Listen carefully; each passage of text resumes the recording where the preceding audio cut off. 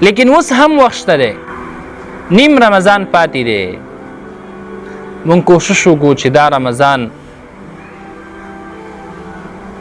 دې رمضان کې مونږ الله سبحانه وتعالی باندې ځانونه وبخو، خپل څټونه د اور د جهنم نه آزاد کړو په دې باندې،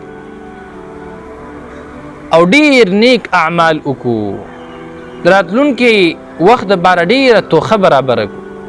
او دا صرف د الله په توفیق باندې ده، د الله نه توفیق وغواړو د نیکو اعمالو.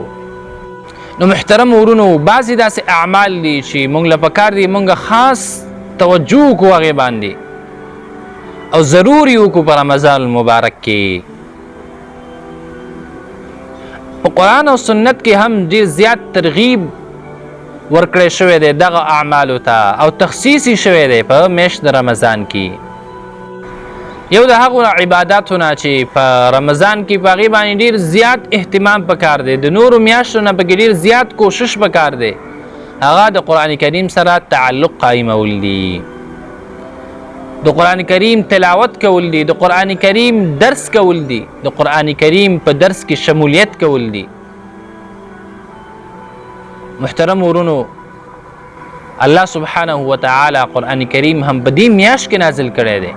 د شریعت په اصطلاح کې د میاشت ته شهر القرآن ویلی کېږي، د قرآن میاشت، د هغه میاشت ده چې په دې کې به جبریل علیه السلام او نبی کریم صلی الله علیه وسلم یو بل سره قرآن وایه. دا د قرآن کریم میاشت ده، دې کې د قرآن کریم ډېر زیات اهتمام پکار دی. حدیث کې راځي دا قرآن کریم او روجه چې ده، دا به الله سبحانه وتعالی ته په ورځ د قیامت باندې شفاعت کوي د دې بنده. روجه به وایي چې دا انسان ما د طعام نه د شهوت نه منع کړی او زما د وجې نه دا بند شوی او د دې نه، یا الله زما شفاعت د دې باره کې قبول کا. دغرنګې قرآن کریم به وایي چې دې انسان زما د وجې نه د دې خوب پرېښی نو زما شفاعت د دې باره کې قبول کا. الله سبحانه وتعالی به د دواړو شفاعت قبول کړي. قرآن کریم سره خیرونه راځي، برکتونه راځي. قرآن کریم چې دا هدایت دی، دا زیری دی، دا رحمت دی، دا حجت دی، د انسان دپاره دلیل دی. نو په میاشت رمضان کې د دې ډېر زیات اهتمام پکار. بل د هغه عباداتو نه چې په میاشت رمضان کې د هغې ډېر زیات اهتمام پکار دی، هغه قیام اللیل، تهجد او تراویح دي. په ټول کال کې د دې کول ډېر اجر او ثواب لري، او دا یو بهترین عبادت دی. لیکن په میاشت رمضان کې نبی کریم صلی الله علیه وسلم د دې ډېر زیات ترغیب بیان کړی او خپله به ډېر اهتمام کړی، خاص کر په اخري لسو شپو کې. حدیث کې راځي نبی کریم صلی الله علیه وسلم فرمایلی من قام رمضان ایمانا واحتسابا غفر له ما تقدم من ذنبه. چا چې د رمضان مبارک لمونځ د ایمان او ثواب حاصلولو په بنیاد باندې وکړه، نو الله سبحانه وتعالی به د انسان مخکنی گناهونه معاف کړي. غفر له ما تقدم من ذنبه، مخکنی گناهونه به د انسان ته معاف شي. بل حدیث کې راځي چا چې د رمضان روجې ونیولې او قیام یې وکړو د ثواب او ایمان حاصلولو دپاره، د ایمان او ثواب حاصلولو په اراده باندې وکړه، نو دا به داسې پاک راوځي د ګناهونو نه لکه چې د مور نه پیدا شوی. انسان چې کله د مور نه پیدا شي دا پاک ستره وي د ګناهونو نه، دغرنګې دا انسان به هم پاک او ستره راوځي د ګناهونو نه.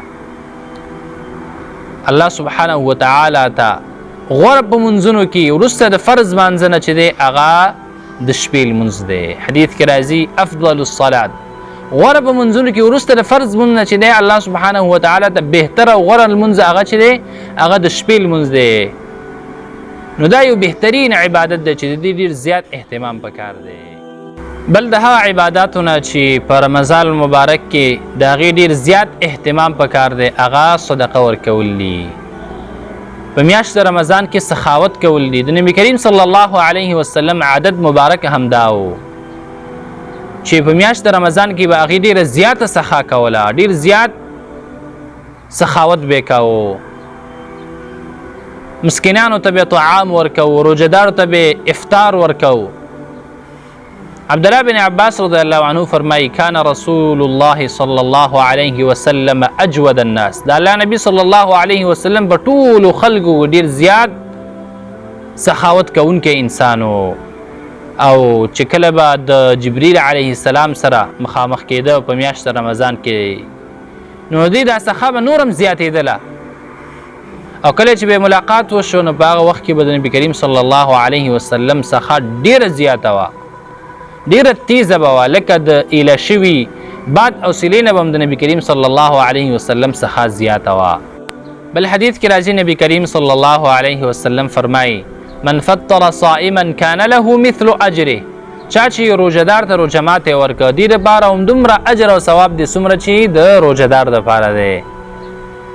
او د روژهدار ثواب او اجر خو د انسان ذهن د هغې اندازه نشي لګولی چې څومره اجر او ثواب به ورکوي الله سبحانه وتعالی روژهدار ته.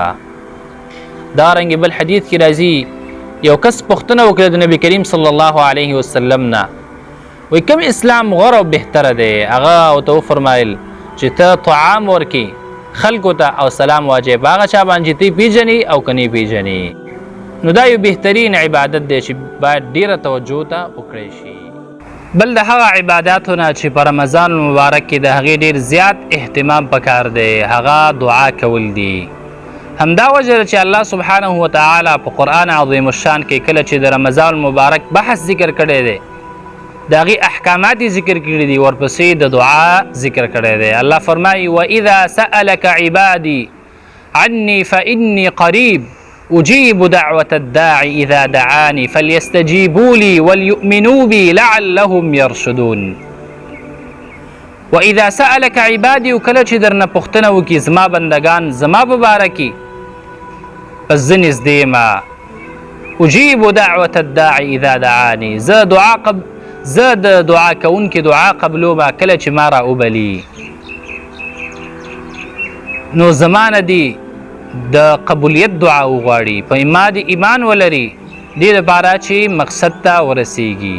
همدا وجه ده چې الله سبحانه وتعالی د روژهدار انسان دعا نه واپس کوي. حدیث کې راځي ثلاثة لا ترد دعوتهم، درې داسې کسان دي چې د هغې دعا نه واپس کیږي، د هغې دعا خامخا قبلیږي. یو د هغې نه الصائم روژهدار دی، تر دې پورې چې روژه ماتوي د دې انسان دعا نه واپس کیږي، خامخا قبلیږي.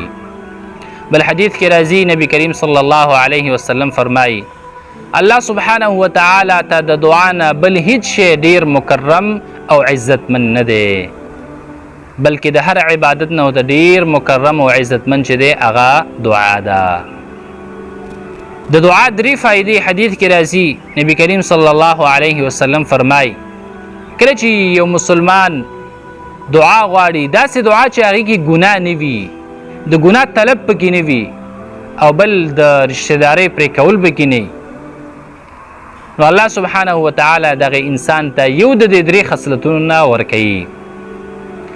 یا ول الله سبحانه وتعالی دغه حاجت پوره کوي کومې چې د الله سبحانه وتعالی نه غوښتلی دی، یا ول دا ذخیره کوي قیامت ته بیا د دې بدله ورکوي، او یا د دې په مقدار باندې الله سبحانه وتعالی د انسان نه مصیبت ختموي. صحابه کرام وفرمایل یا رسول الله مونږ خو به ډېر زیاتې دعاګانې وغواړو. نبی کریم صلی الله علیه وسلم ورته وفرمایل الله سبحانه وتعالی ډېر زیات ورکړې والا ذات دی. دعا چې ده دا د مؤمن اسلحه ده، دین ستنه ده، د ځمکې او اسمانونو رڼا ده. الدعاء سلاح المؤمن وعماد الدین ونور السماوات والارض. نو په رمضان المبارک کې د دعا ډیر زیات اهتمام پکار دی. باید چې موږ دعاګانې وغواړو د الله سبحانه وتعالی نه، الله ته وجاړو او په الله سبحانه وتعالی باندې ځانونه